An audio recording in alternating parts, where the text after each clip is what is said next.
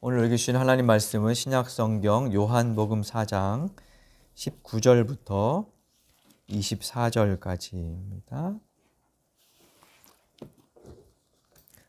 한 절씩 교독하겠습니다. 여자가 말하였다. 선생님, 내가 보니 선생님은 예언자이십니다. 우리 조상은 이 산에서 예배를 드렸는데 선생님의 사람들은 예배 드려야 할 곳이 예루살렘에 있다고 합니다. 예수께서 말씀하셨다. 여자여, 내 말을 믿어라. 너희가 아버지께 이 산에서 예배를 드려야 한다거나 예루살렘에서 예배를 드려야 한다거나 하지 않을 때가 올 것이다. 너희는 너희가 알지 못하는 것을 예배하고 우리는 우리가 아는 분을 예배한다. 구원은 유대 사람들에게서 나기 때문이다. 참되게 예배를 드리는 사람들이 영과 진리로 아버지께 예배를 드릴 때가 온다. 지금이 바로 그때이다. 아버지께서는 이렇게 예배를 드리는 사람들을 찾으신다. 하나님은 영이시다. 그러므로 하나님께 예배를 드리는 사람은 영과 진리로 예배를 드려야 한다. 아멘. 지난주에 교회를 생각한다는 말씀을 함께 나누었습니다. 그 교회에서 행하는 여러 가지 일들 가운데 가장 중요하게 많이 강조하는 것이 예배이죠.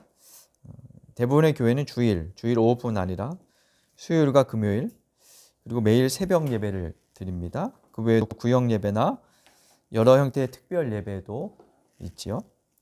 목회자들은 예배는 자주 드릴수록 좋다며 모든 예배를 강조하지만 그 중에서도 주일 예배는 어떤 일이 있어도 참석하라고 가르치죠. 주일 성수라는 이름으로 많이 강조합니다. 그래서 여러분들도 주일 예배만은 지키기를 다 원하실 겁니다.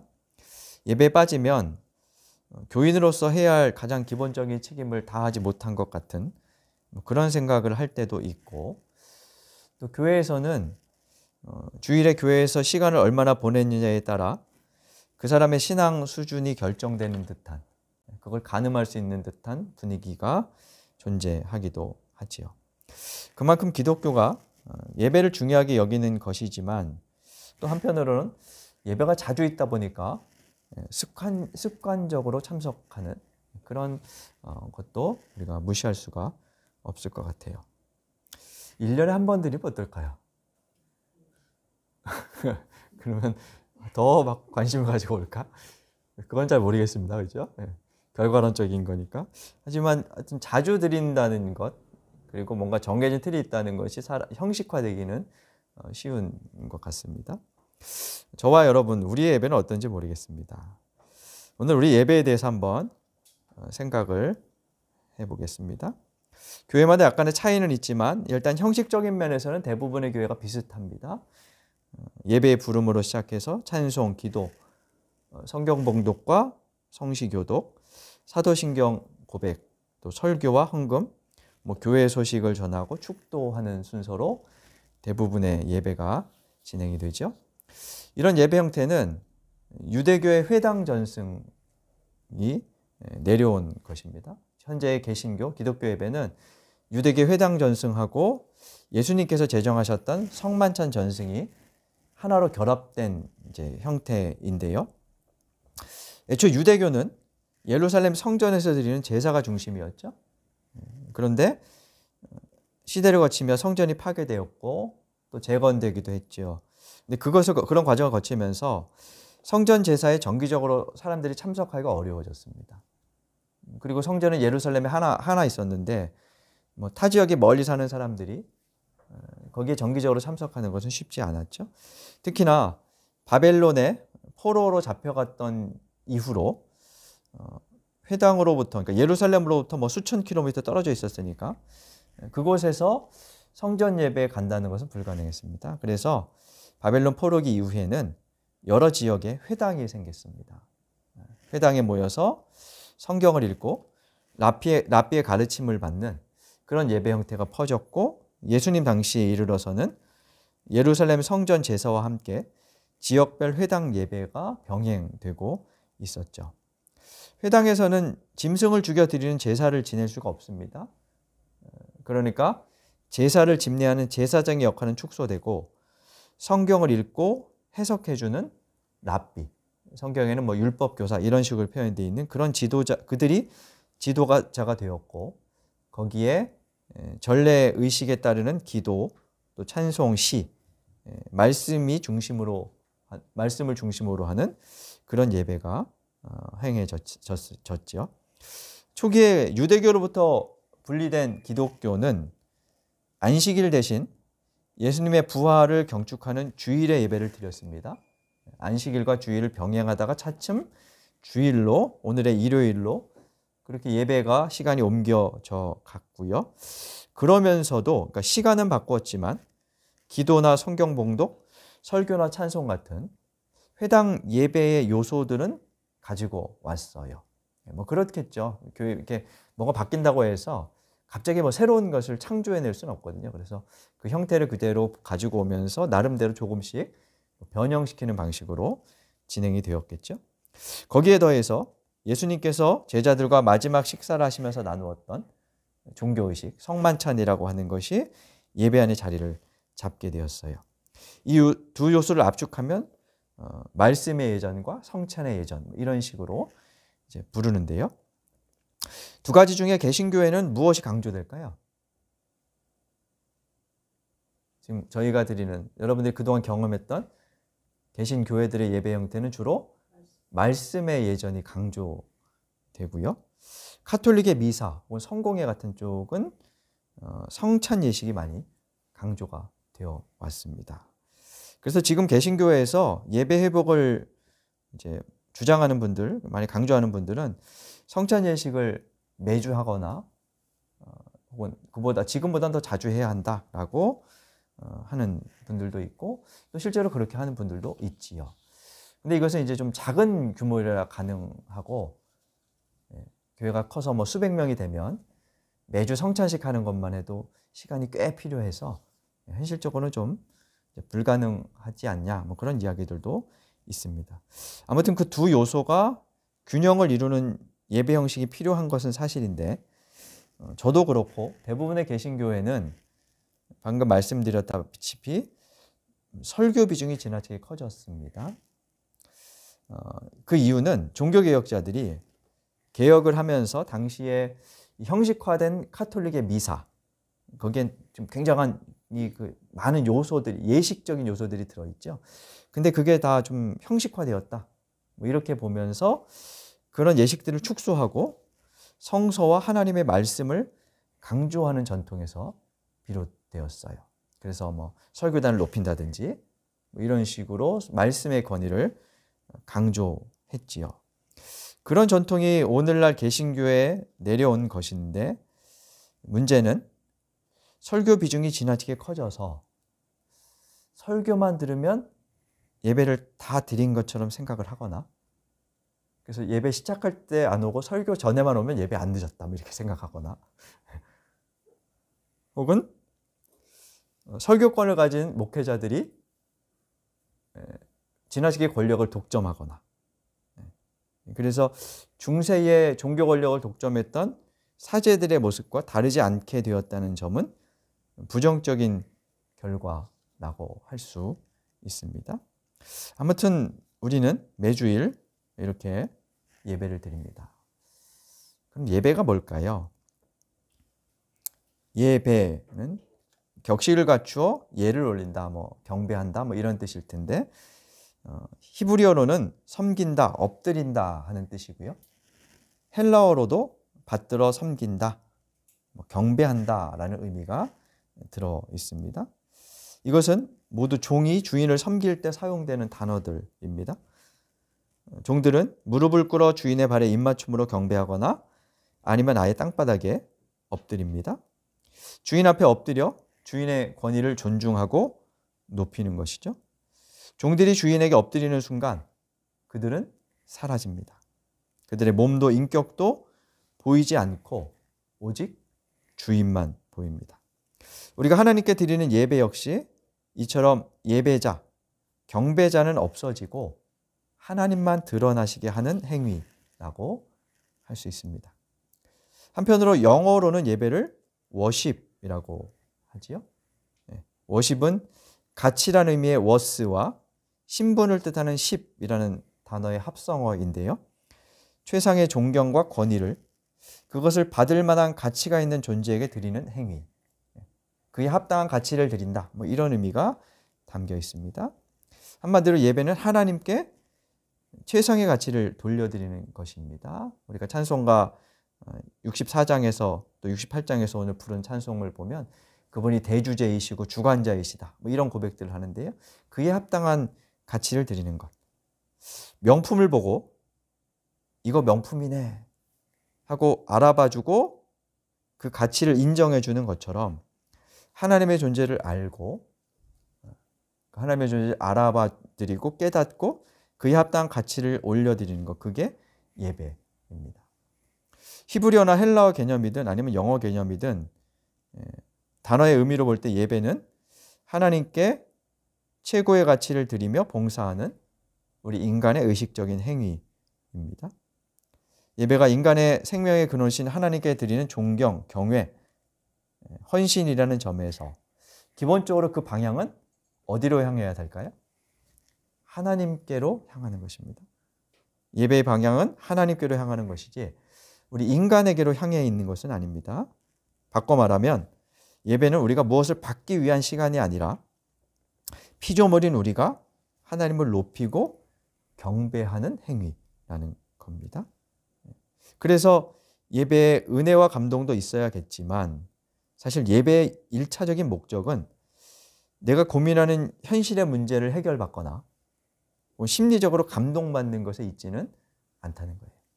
모든 설교가 우리가 고민하는 모든 개개의 문제들을 해결하기 위한 답을 주는 것은 아닌 것처럼 그런 것들을 그래서 우리가 사실 예배 때 지나치게 추구하는 것은 옳지 않습니다. 그래서 우리 구미 일상의 교회가 저는 예배에 대해서 두 가지 면을 좀 극복하면 좋겠다 싶습니다. 첫째는 예배의 도구화입니다. 예배를 복받는 도구로 생각하는 경향을 우리는 좀 내려놓을 필요가 있습니다. 샤머니즘적인 예배는 신이 원하는 것을 드리고 신을 회유해서 내가 원하는 복, 내가 원하는 어떤 결과를 얻어내는 수단으로 행해집니다. 그러나 기독교의 예배는 우리의 목적을 달성하기 위한 것이 아니라 하나님이 이미 우리를 위해 행하신 것을 기억하며 감사를 표하고 그분을 높이는 거예요. 여기 와갖고 하나님 일주일 동안 나한테 이런 거 주셔서 감사합니다. 이걸 하는 시간이지 앞으로 나 이것도 해주시고 저것도 해주시고 뭐 이런 것을 구하는 시간은 아니에요. 사실 그분이 내게 해주신 것, 한 주간 살면서 이렇게 지나치기 쉬웠던 것들을 이 시간 하나님 앞에 앉아보니까 이것도 하나님이 해주셨구나, 저것도 하나님이 해주셨구나 라고 고백하며 그분을 높이는 시간이라는 거죠. 그래서 예배를 통해서 내가 원하는 것, 그게 물질적인 것이든 감정적인 어떤 고향이든 심리적인 만족이든 내가 원하는 것을 얻으려 하는 것은 바람직하지 않습니다. 뿐만 아니라 교회 공동체 전체로도 예배를 교회 성장의 도구로 사용하는 경우도 적지 않습니다. 일례로 이런 말을 종종 합니다. 예배가 살아야 교회가 산다. 그런 말 한두 번 들어보셨을 겁니다. 얼핏 들으면 맞는 말 같습니다. 근데 거기에는 우리가 인식하지 못하는 어떤 왜곡이 좀 있는 것 같아요. 그래서 저는 그 말을 들을 때마다 좀 불편한데 이런 겁니다. 예배조차 교회 성장의 도구로 생각하는 그런 모습이 거기에 있는 거죠. 교회가 산다는 것은 무슨 뜻일까요? 주로 이 말을 어떤 교회들이 쓰나요? 어떤 때? 개신교 교인들이 줄었다거나 교회가 좀 위축되어 간다거나 이럴 때 이런 표현들을 쓰거든요. 교회 예배가 살아야 교회가 산다. 그래서 교회 성장을 연구하는 분들이 이렇게 조사를 해봤더니 예배 형식이 전통적이고 좀 조용하고 이런 교회들은 좀 성장하지 않고 예배가 좀 막 이렇게 역동적이고 막 이렇게 분위기가 업돼 있고 이러면 성장하더라. 이렇게 이제 결과를 내리고 그럼 교회 성장, 교회가 산다는 것은 교회가 성장하는 것이니 곧 예배가 그렇게 되면 교회가 성장하는 거다. 이런 식으로 결론을 내리는 겁니다. 성장이 멈추고 둔화되고 여타 활동이나 프로그램이 없어서 조용한 교회는 죽어있는 교회라고 생각을 하는 거죠. 조용한 게 죽어있는 건 아닌데 사람들이 그렇게 생각을 해요. 그래서 분위기를 띄우고 활기를 만들려고 합니다. 분위기를 띄우려면 예배를 그렇게 만들어야 한다는 거죠. 근데 여기서 예배를 살리는 것은 결국 그렇게 가요. 예배를 자극적인 이벤트로 만들거나 소위 국뽕 영화처럼 감동을 끌어내는 것으로 그렇게 갑니다. 그 결과 하나님이 그것을 통해서 영광을 받으실 수는 있으나 우리에게 미치는 영향들이 있습니다. 그게 뭐냐? 예배를 평가할 때, 교인들이 예배를 평가할 때 그럼 어떻게 평가하십니까? 예배를 마치고 가면 나름대로 이렇게 평가하잖아요. 아, 이 교회 예배는 은혜가 되고 감동이 있어. 그 기준이 누군가요? 설교 혹은 분위기 이런 거거든요. 예배를 평가할 때 기준이 나에게 있는 거예요. 내가 감동받고 네 기분이 좀 업되거나 고양되면 이거 좋은 예배야. 이렇게 생각하는 것이고 그렇지 않으면 죽은 예배 이렇게 생각을 하는 거지요. 좋고 나쁨의 기준이 사람이 되면서 예배는 사람을 즐겁게 하고 사람에게 감동을 주는 방향으로 바뀌어 가고요.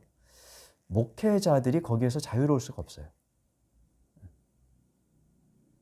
그게 결국 이제까지 제가 이 생각하다 시리즈를 하면서 계속 같은 말씀을 드리는데 결국 목회자도 거기에서 자유롭지 못해요. 그래서 그런 수단과 방법들을 사용할 수밖에 없는 거죠. 그러니까 이거는 목회자 개인의 문제가 아니라 사실은 상호 간의 문제예요. 서로 생각이 바뀌지 않으면 불가능한, 개선하기 어려운 거죠. 예배를 도구화하는 것이고 그것은 나 중심적이고 자기만족적인 예배를 추구하는 결과입니다. 예배가 지나치게 정숙주의로 빠지는 것도 문제고요. 형식화되는 것도 분명히 문제입니다. 그러나 자극적이고 감동적인 프로그램이 곧 예배다 하는 것도 마찬가지 문제입니다. 하나님은 바알 종교처럼 화려한 종교의식이나 열광주의적인 엑스타시를 통해서 인간과 만나시는 분이 아닙니다. 그래서 예배를 이벤트화해서 사람들을 동원할 수는 있지만 그 예배는 사람이 주인공이 될 가능성이 크고 정작 예배의 주인공이신 하나님은 소외될 가능성이 큽니다. 그래서 우리는 우리 예배가 우리를 위한 도구가 되지 않도록 할 필요가 있습니다. 두 번째는 예배의 종교적 의무화입니다. 교회에서 교인들에게 가장 많이 하는 말, 그러니까 많이 듣는 말 중에 하나는 십계명의 네 번째 항목인 안식일을 거룩하게 지켜야 한다 하는 것이죠. 그래서 주일에는 다른 곳에 출타하거나 세상 일 하지 말고 교회에 나와서 예배를 드려야 하고 이것이 안식일을 거룩하게 지키는 것이다 라고 가르침을 받아왔습니다. 멀리 출장 갔더라도 주일날은 교회 왔다 가라 이렇게 말을 하기도 하지요. 원래 안식일법이 근거하고 있는 그 율법에 따르면 안식일은 예배나 제사 드리는 날이라기보다 그냥 말 그대로 쉬는 날입니다. 사람이 내가 쉼으로써 내가 부리는 동물들 있죠. 농사 지을 때 필요한 동물들. 그걸 쉬게 하는 것이고 또 그 농사에 동원되는 종들도 쉬게 하는 겁니다. 그게 안식일의 취지예요. 그러니까 말하자면 안식일은 유대 사회를 건강하게 지켜나가는 일종의 사회적인 안전장치였습니다. 주인이나 귀족, 양반들은 굳이 안식할 필요가 없어요. 쉬고 싶을 때 쉬면 되니까요. 근데 그의 부림을 받는 존재들은 주인이 쉬게 해주지 않으면 쉴 수 없어요. 그래서 안식일은 그들을 쉬게 하는 거예요. 사회에서 안식이 필요한 존재들, 노예들, 그들을 규정으로 만들어서 쉬게 해주는 것. 그게 안식일입니다. 따라서 안식일 제도는 단순히 종교적인 의미로 적용할 사안이 아니라 사회적이나 인권적인 차원에서 적용할 사안입니다. 주일을 굳이 안식일로 여겨 지키라고 말하려 한다면 차라리 일주일 동안 자본주의와 생존 경쟁에 물들어 다른 사람을 돌볼 여유가 없었던 우리의 시선을 바꾸어 나를 넘어 타자의 안식과 인권을 생각하는 날이라는 점을 강조하는 것이 마땅하죠. 근데 교회는 그 점을 간과하고 하나님께서 안식일을 거룩하게 지키라고 하셨다며 신약의 주일에 구약의 안식일 개념을 덮어씌웠어요. 그래서 주일을 안식일처럼 지켜라 강조하죠. 이것은 안식일을 지키라는 계명에서 지키라는 말만 굵은 글씨로 써서 굵게 붉은 글씨로 써서 강조한 결과라고 할 수 있습니다. 그래서 주일에 와서 예배드리지 않으면 대단히 큰 죄를 지은 것처럼 가르치거나 인생의 불행을 겪는 교인들을 향해서 주일 예배 드리지 않아서 벌을 받는 것이다거나 말을 합니다. 성서 왜곡하는 행위죠. 가능한 주일에 함께 모여 예배하는 것은 필요하고 좋습니다. 그러나 형편에 따라 다른 곳에서 또 이 시간이 아니라 다른 시간에 예배를 드릴 수는 있어요. 예배는 나의 신앙을 위해서나 혹은 우리 공동체의 덕을 위해서 함께 모여 예배하며 교제하는 것을 통해서 우리가 서로에게 좋은 시너지를 주고받는 것에서 필요하죠. 그러나 그것이 법적인 의미로 절대화될 때 그것은 문제입니다. 오늘 본문은 예수님께서 사마리아의 수가라는 성에서 한 여인을 만나 대화하시는 내용입니다. 4장 7절부터 대화가 시작되는데 대화 중에 주제가 예배로 바뀌어요. 예배로 흘러가요. 20절에 보니까 이 사마리아 여자가 이렇게 말하죠. 우리 조상들은 이 산에서 예배를 드렸는데 선생님네 사람들, 그러니까 유대인들은 예배 드려야 할 곳이 예루살렘에 있다고 하네요. 이 사마리아 이 여자는 사마리아 사람이었죠. 그리심산이라는 곳에서 사마리아인들은 예배를 드렸습니다. 유대인들은 그 그리심산은 틀렸고 잘못된 것이고 예루살em 성전 예배 제사가 진짜야 라고 말하고 있다고 묻는 겁니다. 여인의 질문은 예배 장소에 관한 문제죠. 근데 예수님은 예배는 장소의 문제가 아니라 때와 방법의 문제다라고 말씀을 하세요. 21절에 보면 이 산이나 예루살렘이 아니라 그렇게 하지 않을 때가 올 것이다. 그러면서 예배를 드리는 때와 방법을 말씀하시는데요. 이 말은 무슨 말이냐 하면 때는 주일이라는 시간이 아니라 그리스도가 오신 지금이라는 거예요. 그리스도가 오신 지금, 이때야말로 바른 예배를 드릴 때이다. 그러니까 그동안의 구약의 예배는 짐승을 죽여 바치는 그런 예배 형식으로 하나님을 참으로 만날 수 없었는데 이제 길 대신 그리스도가 오심으로 오신 이때, 그때가 하나님을 바르게 예배할 때가 된 것이다. 이렇게 말하는 것이라 할 수 있고요. 또 한 가지는 그 예배의 방법은 영과 진리로라고 말씀을 하십니다. 영과 진리라는 표현은 해석과 이해에 어려움이 있습니다만 하나님의 영이신 분이니 그분께 합당하게 예배하라는 것으로 이해해 볼 수 있습니다. 사람들은 잘못된 대상을 잘못된 방법으로 예배를 드릴 수도 있고요. 또는 올바른 대상이지만 잘못된 방법으로 예배를 드릴 수도 있습니다. 그리스도인들의 예배는 바른 대상을 바른 방법으로 예배해야 한다는 말인 거죠. 즉 우리들의 종교성이 이끄는 대로 아무 대상이나 숭배하고 예배해서는 안 됩니다. 분명 그건 잘못된 예배죠. 반면에 바른 대상을 두고도 인간들의 욕망과 왜곡된 지식을 따라 엉뚱한 예배를 드릴 수도 있습니다. 이단 사이비처럼 예배의 대상은 잘못됐지만 진실한 마음과 겸손한 태도로 예배를 드리며 종교생활을 할 수도 있고 정통신앙과 정통교회 안에 있지만 하나님을 잘못된 방식으로 인간의 목적에 따라 예배하며 섬길 수도 있는 거죠. 그래서 우리의 예배는 단순히 성실성의 문제나 횟수의 문제가 아니라 여전히 성찰과 이해가 필요한 그런 영역입니다. 결론을 맺겠습니다. 예배는 하나님께 나와서 그분을 경배하는 시간입니다. 그분과 우리의 관계를 새롭게 설정하고 확인하는 시간입니다. 하나님은 창조주이며 우리는 피조물이고 하나님은 목자이며 우리는 양이고 하나님은 주인이며 우리는 종이고 하나님은 아버지이고 우리는 자녀임을 확인하는 시간입니다. 그렇게 예배를 통해서 우리는 우리의 본질, 우리의 존재를 기억하고 확인합니다. 나뿐만 아니라 나와 같은 하나님의 다른 피조물도 존귀하다는 것을 깨닫습니다. 그리고 그런 우리를 살펴주신 하나님, 사랑을 주신 하나님께 영광을 돌리며 그분을 높입니다. 그 과정에서 온갖 욕망으로 들떴던 마음을 내려놓고 하나님께로 더욱 밀착합니다. 그렇게 나는 사라지고 하나님만 남으십니다. 우리의 예배가 그런 예배가 되기를 바랍니다. 아울러 로마서에서 바울이 말한 것처럼 이 세대를 본받지 말고 마음을 새롭게 하여 하나님의 뜻을 분별하는 합당한 예배를 우리의 일상에서 드리는 그런 저와 여러분이 될 수 있기를 간절히 바랍니다. 주신 말씀 되새기며 잠시 침묵으로 기도하겠습니다.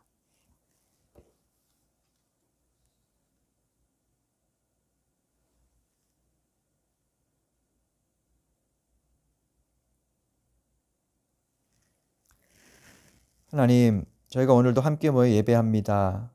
그러나 늘 우리 예배가 하나님께서 받으실 만한 예배인지 생각하면 두렵기 그지없습니다. 바라기는 저희의 예배가 영이신 하나님께 합당한 예배가 되게 하여 주시고 우리의 무엇을 채우려는 시간이 아니라 하나님을 높이고 당신을 만나 내가 사라지는 시간이 되게 하여 주옵소서. 아울러 우리의 일상이 하나님의 뜻을 헤아리고 분별하여 주님을 드러내는 예배가 되게 도와주옵소서. 예수님 이름으로 기도드립니다. 아멘.